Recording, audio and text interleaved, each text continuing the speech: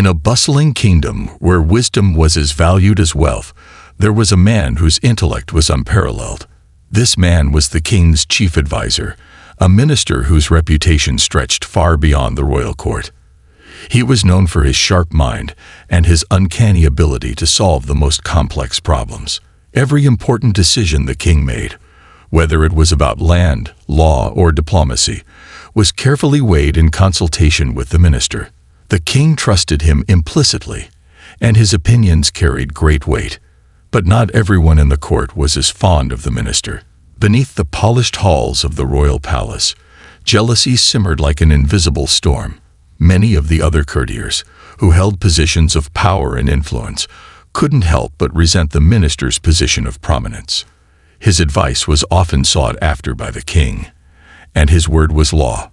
Their bitterness grew as they began to plot against him, feeling that his wisdom overshadowed their own. One bright morning, the king summoned the minister to his chambers for a private audience. The air was heavy with the scent of incense, and the light of dawn cast golden shadows on the royal tapestries hanging along the walls. The king, sitting at his grand desk, peered over at the minister, who had just entered the room with his usual air of calm confidence. "My trusted advisor," the king began, his voice laced with both warmth and an underlying challenge. "You are the wisest man in my court. Your clever solutions have saved us countless times, but I must say something that has been troubling me for some time."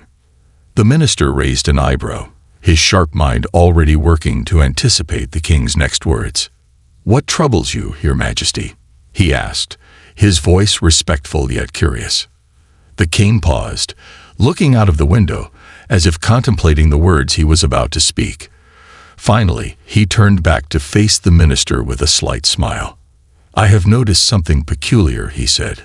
"You are a wise man, but your son, well, your son is quite foolish. He seems to lack the wisdom you possess." The words hung in the air, and the minister felt a pang of discomfort. His mind raced as he tried to understand what the king meant. "Your Majesty, why do you say this?" the minister asked, his voice tinged with confusion. "What makes you think my son is foolish?" The king's smile faded slightly as he leaned back in his chair. "Every morning, when I pass through the marketplace to meet the people, I stop by your son. I ask him the same question each day. What is more valuable, gold or silver? And every time, he answers that silver is more valuable than gold." At this, the courtiers who had gathered in the room couldn't hold back their laughter. They chuckled amongst themselves, amused by the king's words. The minister, however, felt his heart sink. He had raised his son with love and care, teaching him the value of wisdom and discernment. But hearing the king's words, he couldn't deny that something about the situation felt off. Why would his son continue to give such an answer day after day? The king's voice echoed again, bringing the minister out of his thoughts. "It is not only the answer that troubles me," the king continued. "It is that your son has no understanding of the value of gold. I am beginning to think he lacks the sense I thought you passed down to him." The room fell silent, and the minister, his face now marked with a slight frown, excused himself from the king's presence. He had heard enough.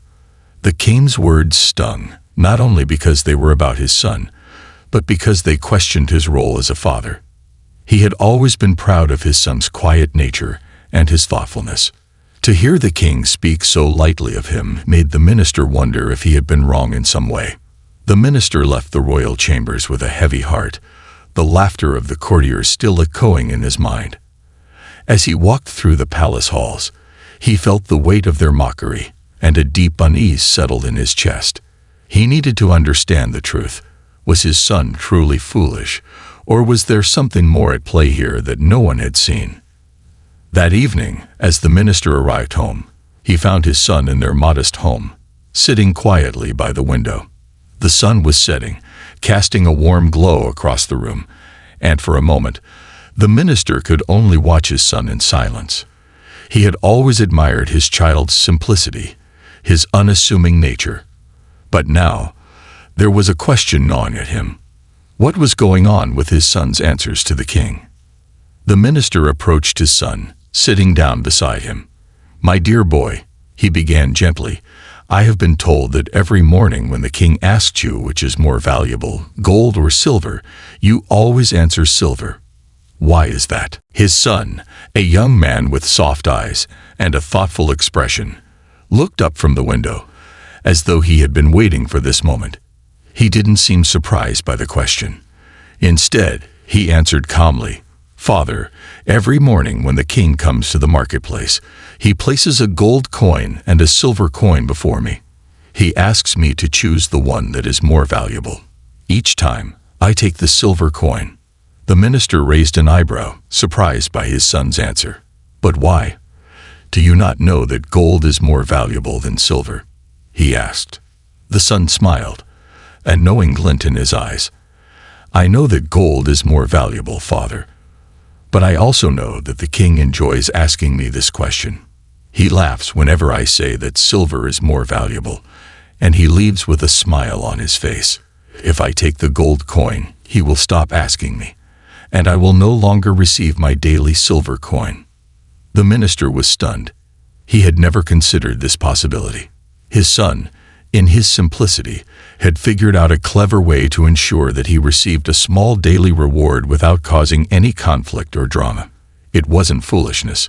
It was subtle wisdom, a deep understanding of the human condition, and the way the king's ego worked. The son continued, "If I choose the gold coin, the king will no longer come to me, and I will miss out on my daily silver coin. He enjoys the game we play. I don't mind giving him the answer he wants, as long as I continue to receive my silver coin each day." At that moment, the minister realized something profound. His son's answer was not about foolishness. It was about understanding the bigger picture. While others might have judged him for his simple response, his son was making a choice that brought him peace and security. It was a choice that avoided conflict, one that focused on long-term gain rather than short-term pride. The minister, now filled with a quiet sense of pride, smiled at his son. He saw the wisdom in his child's actions. What the king had interpreted as foolishness was, in fact, a clever form of strategy. His son had understood the value of balance and knew how to navigate the complexities of human nature. The next day, when the minister returned to the court, he no longer felt the sting of the king's words. When the courtiers mocked his son, he simply smiled. He understood now. What others saw as foolishness was, in reality, a quiet wisdom that only the truly wise could appreciate. In the days that followed, the minister became more confident in his belief that wisdom often wears the cloak of simplicity. Just because others did not understand his son's actions did not mean they were wrong. His son had shown him that sometimes the right choice is the one that brings the greatest peace, even if it appears unwise to others. And as the minister walked through the palace halls, the echoes of mockery were no longer a burden. He had learned a valuable lesson. True wisdom doesn't always look the way people expect it to. Sometimes, it's the quiet, subtle choices that speak the loudest. The court continued to laugh and judge, but the minister smiled to himself, knowing that his son's wisdom was something only the wise could truly see. This story is a reminder that wisdom isn't always what it seems. People may laugh at what they don't understand, but true insight often comes from places we least expect.